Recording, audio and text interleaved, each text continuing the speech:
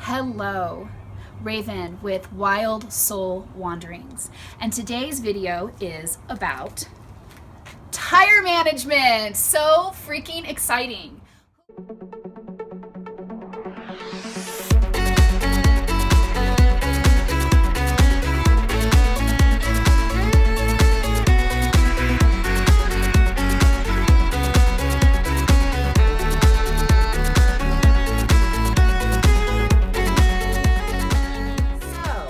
The brand that I purchased is a tire pressure monitoring system. It is by EEZRZ Products. And I did go ahead and buy the theft-proofed model. If somebody were to try to steal this off of my tire, it would just spin and spin and spin. There's a special wrench that I have to use to take them off. This was $300. So the first step of this process is to assign a number to each of the sensors. In the product, they give you a little stack of numbered stickers. And so you can put these stickers on your sensor. And they do recommend that you put a clear nail polish over it. However, we do glitter here at Wild Soul Wanderings. And by putting this nail polish over it, it helps protect it from water and mud and those other elements that we're going to be playing in. Once you've given a number to each of the sensors, in my case it's 6, then you program those numbers into your actual monitor.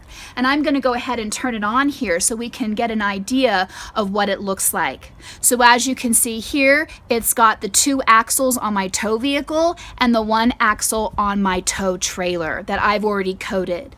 So you will put the sensor numbers and assign them to the appropriate tire in the monitor. So the next step of the process with getting each tire sensor coded correctly is identifying the correct PSI for your tire. So that's like pounds per square inch. So on my tow vehicle, the PSI on the tires are 35. It did take me a while to figure out what the PSI were on the tires on my rig. And so over here on my rig, there is a white sticker, and it does have information on the tire. It is a 15-inch tire and what the PSI is. And you'll notice here, I can see it's 50 PSI.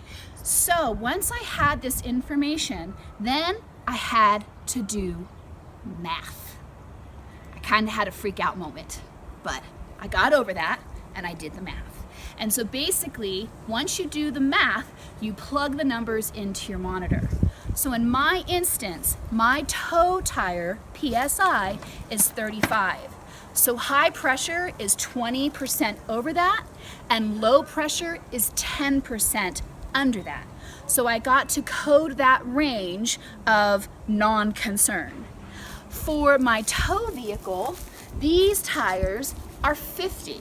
So once again, 20% over that is high pressure, 10% below that is low pressure. So I program these numbers into the monitor, and if the tires go above or below these thresholds, I'll get certain sirens and beeps and sounds, yay, more sounds, triggering me in my tow vehicle that something is awry. So once I did all that frickin' math and I coded those numbers into the system for each tire. Each tire has a high and low, and once that was in place, then I had to code the sensor to those algorithms that I just put in.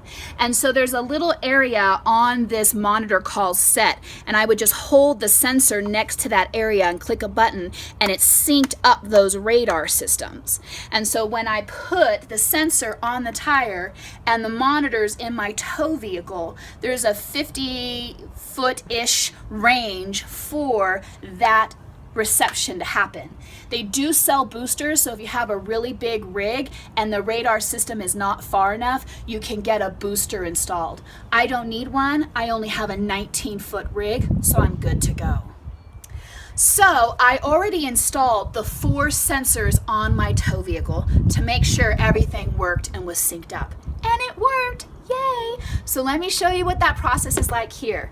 I have the sensor that is marked T2. So this is the sensor number that I've assigned to the passenger trailer tire. I'm gonna take out the little thingy-majammy that's here. Righty-tighty, lefty-loosey is always a really good phrase for me to remember what to do. I'm gonna open up that valve and I'm gonna put the appropriate valve into this tire. Now when you're screwing it in, you're gonna hear a release of air. I freaked out the first time. Don't. Screw past it and that will get into the tire pressure and actually activate the gauge. So once that tire pressure is on, it will take a moment or two for it to sync up with the actual monitor. So while that's syncing up, let's go ahead and install the other one. All right, so now that the sensors are in, let me show you the anti-theft component of this. So this special wrench is used to take them off, and it's pretty easy. You take the wrench and you wrap it around the sensor monitor, and that is what will release it. So I'm gonna go ahead and just tighten it. So once again, anti-theft, it will just spin, but you have to make sure you don't lose the wrench. The product came with 2 wrenches, so I'm keeping one in the travel trailer, and because I also have these anti-theft ones on my tow trailer, I'll keep one in my tow vehicle as well. All right, so let's look at how this all displays on the monitor. Let's turn this on and see what happens.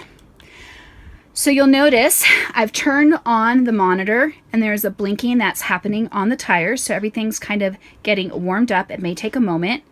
This program will cycle between each tire every 6 seconds. And once it warms up, it will go ahead and display the PSI for the tire and the temperature for the tire as well. And so now you'll notice that it is on the sensor that I just installed on my tow vehicle. I'm not quite sure why my tow vehicle ones are not displaying. They were displaying yesterday. That's interesting. We'll just let this go. That's weird. Something's wrong. So, something is awry. Surprise, surprise. 'Tis the essence of RV living, right? Just go with the flow, practice, patience, laugh, smile. Yes, so one of my sensors isn't picking up here, so I'm going to hit the code button on here. You'll hear a beep. It's gonna cycle through my tires and I'm going to get to the tire that's not working. I'm using the plus sign to traverse through my options. And we're just going to see if this works.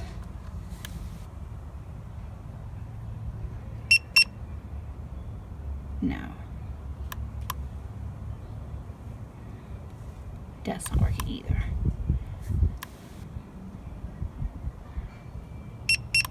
Okay, that didn't work either. So I have to go back and read the instructions. So here's the truth of the matter. The other tire is giving me good readings, so I'm gonna assume that this one's giving me good readings, and I'm still gonna drive it tomorrow thinking everything's cool and copacetic, and then when I get the brain power, I will come back and figure out how to clear the sensors and reinstall this. And then the other thing that they mentioned in the instructions, that there's some kind of looby-gooby kind of stuff that they recommend putting on the inside of the sensors. So I'm gonna go ahead and get that at the store, and then when I come back, I'll looby-gooby them all and I can figure out what's going on with my tow vehicle as well. So this is part of the RV living. It's a process, it's learning, it's trial and error, trial and success. It's reaching out with information, asking for information, and really cultivating the community of this RV lifestyle. So this was a true experience of Raven installing tire pressure management system on her RV. So more information to come soon. Oh my gosh, so I got frustrated because the tow vehicle was working yesterday and then only half of them were working today, and I was like, oh, I'm gonna have to reprogram. So patience. I'm gonna drink my own medicine, drink my own wisdom. Patience. The instructions do say it may take up to 5 minutes for the sensors to sync up with the monitor. I assume that was a one-time gig. Sounds like it is an every-time gig. So every time you turn on your monitor, give it about 5 minutes before you freak out. All right, now to go get the looby gooby stuff. Bye.